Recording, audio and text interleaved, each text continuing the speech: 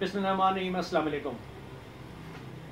Welcome to my YouTube channel. मैं doctor Tauseef हूँ और होम्योपैथी के बारे में आपको बताता हूँ छोटी मोटी चीज़ें, ताकि आपके भी जो नॉलेज में आपको मतलब है कि जितना चीज़ें बेहतर तरीके से आपको समझ आ जाएँ।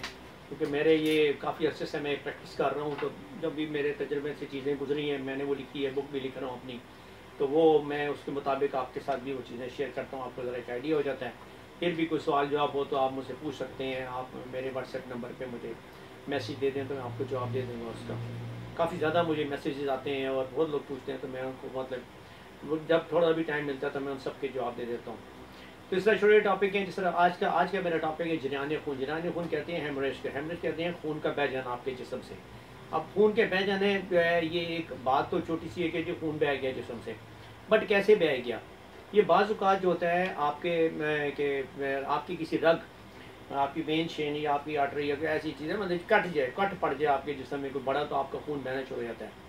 तो उसको भी हम कहते हैं कि जी कि अब ये मतलब खून बह रहा है। और दूसरा इसमें कट, या अगर आपको ज़ख्म नहीं लगा बहुत बड़ा, या कट नहीं लगा, या आपकी आर्टरी या वेन आपकी फट नहीं गई, जिसकी वजह से आपको अचानक खून का एकदम शुरू हो गया निकलना, वो नहीं हुआ, तो फिर वो इसका एक और भी जो दूसरा सामने आता है, बड़ा रीज़न आता है, वो क्लॉटिंग फैक्टर्स का होता है। क्लॉटिंग फैक्टर्स कहते हैं कि जो आपके खून में जमने की सलाहियत होती है, जो कि सब चीज़ें, ये वाइट ब्लड सेल्स जो उसकी वजह से, प्लेटलेट्स की वजह से होती है, उसकी वजह से भी ये, अगर वो आपका ख़राब हो गया, बहुत ज़्यादा लो हो चुका है, नीचे आ चुका है प्लेटलेट्स वगैरह का स्टैंडर्ड, तो भी आपका खून नहीं रुकता। वो हर ऑफिस से, हर जगह से आपका खून निकलना शुरू हो सकता है। दैट इज़ कॉल्ड हेमरेज, आपका खून का ज़्यादा निकलना। या फिर खून में थ्रोम्बोसाइटिस जो होती हैं, जैसे मैंने आपको पहले बताया, प्लेटलेट्स वगैरह की वजह से भी, ये अगर ज़्यादा हो जाए, कम हो जाए, तो उसकी वजह, सॉरी, ये अगर बहुत ज़्यादा कम हो जाए तो भी आपका खून फिर बहना शुरू हो जाता है। फिर ये बाद में आपको एहसास, ये तब भी आपको पता चलता है कि आपका खून कितना और किस कदर बह रहा है। इसकी सबसे बड़ी ये बात होती है कि आपको ऐसा ऐसा महसूस होने लगता है कि आपका दिल डूब रहा है, नब्ज़ तेज़ और बारीक हो जाती है आपकी नब्ज़, आपकी जो आप चेक करते हैं अपनी पल्स रेट वगैरह, आपका ये बहुत डाउन होना शुरू हो जाता है, तेज़ हो जाती है। तब इसकी रफ्तार तेज़ हो जाती है, मतलब स्पीड इसकी बढ़ जाती है। मतलब अगर ये 80-85 आपकी नॉर्मल अगर है, तो ये आपको 100 क्रॉस कर देगी, 120-130 पे पहुंच जाएगी। तो ये भी उसका एक सिम्टम में शामिल है कि अगर ये आपकी तेज़ और बारीक हो जाए। आँखों के आगे अंधेरा आना है, क्योंकि जब खून कम होने शुरू होगा तो लाज़मी बात है फिर सब कुछ ही आपका लूज़ हो रहा है आपके बॉडी से, तो आपके आगे आँखों के सामने कमज़ोरी की वजह से भी आपकी आँखों के सामने एक अंधेरा सा महसूस होना शुरू हो जाता है। और आपको इसमें एक और भी जो बड़ा सिम्टम में सामने आता है, वो है चक्कर आना। आपको चक्कर आना शुरू हो जाएंगे। उसके बाद ज़्यादा अगर आपका ऐसा करके खून बहना शुरू हो जाए, तो भी आपको ये महसूस होगा कि आपको चक्कर भी आ रहे हैं, और फिर आँखों के सामने अंधेरा भी है, और कमज़ोरी भी बहुत ज़्यादा महसूस होने शुरू हो जाती है। और बाज़ औक़ात अगर ये ज़्यादा खून बह जाए, तो आप जो मरीज़ है हमारा, वो शॉक में भी चला जाता है, वो बेहोश भी हो सकता है उस सूरत में। तो ये बड़े बड़े सिम्टम्स हैं खून के।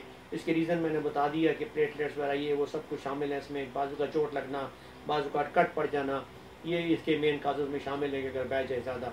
अब इसमें एक पॉइंट और था कि ये आँखों के सामने अंधेरा, ये वीकनेस है, ये वो बाज़ औक़ात बाज़ लेडीज़ में खून नहीं रुकता, आप जो पीरियड्स का टाइम का ख़त्म भी हो चुका होता है तो भी नहीं रुकता, और वो बहुत ज़्यादा तादाद में होता है, तो उससे भी उनको बहुत ज़्यादा कमज़ोरी और वो चीज़ फील होती है। तो आपने उन चीज़ों को देख के, उन चीज़ों को मद्देनज़र रखते हुए ही इलाज की तरफ तवज्जो देनी है कि आप किस चीज़ का इलाज कर रहे हो, उसमें कौन कौन सी चीज़ें शामिल हैं, कि जो उसके जो सिम्टम्स हैं आपके सामने हैं, तो वो आप पूछ के डिटेल में जा, उसके बाद आप उस चीज़ को आप एड्रेस कर सकते हैं कि आपने क्या देना है, इसको कौन सी दवाई देनी है।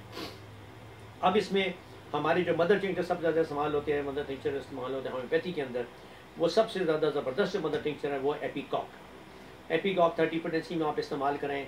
मिलीफोलियम मदर टिंचर में बहुत अच्छा काम करता है। मिलीफोलियम भी है नंबर 2 पे, नंबर 3 पे ट्रिलियम है मदर टिंचर। ये तीनों मदर टिंचर बड़े कामयाब हैं। इनको आप डायरेक्ट भी दें, 5-5 कतरे इनके दे के आप अपने बूंदें इनकी आधे गिलास पानी में डाल लें, और उसको आधे गिलास ज़रा कम कर लें, उसको आप लें दिन में 3 से 4 मरतबा। इससे आपको बहुत फ़र्क पड़ेगा, आपको खून रुकना शुरू हो जाएगा जो भी बह रहा है फालतू।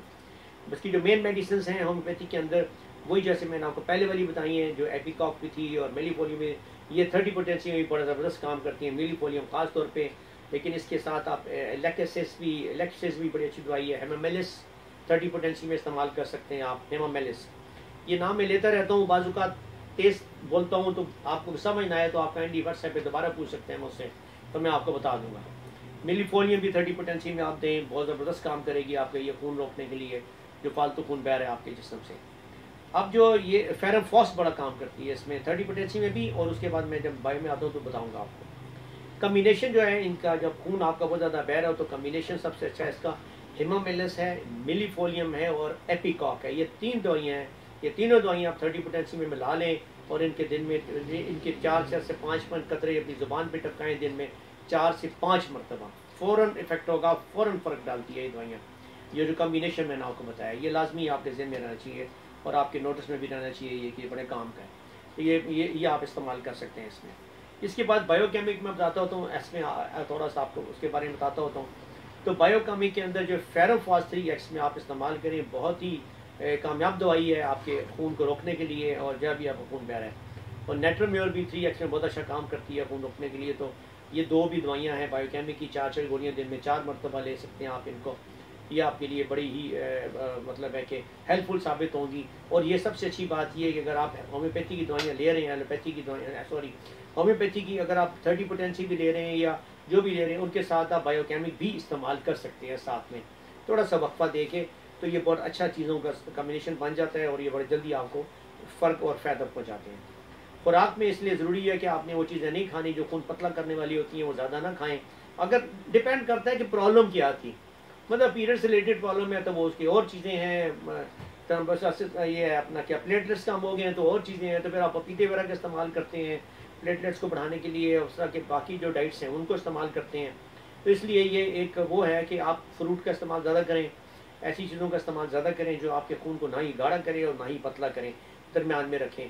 और बाकी चोटों से इन चीज़ों से लाजमी आप बचें ताकि आपको अगर कोई चोट लग गई है तो इमीडिएटली उसको आप पट्टी वगैरह जो भी कर सकते हैं करें।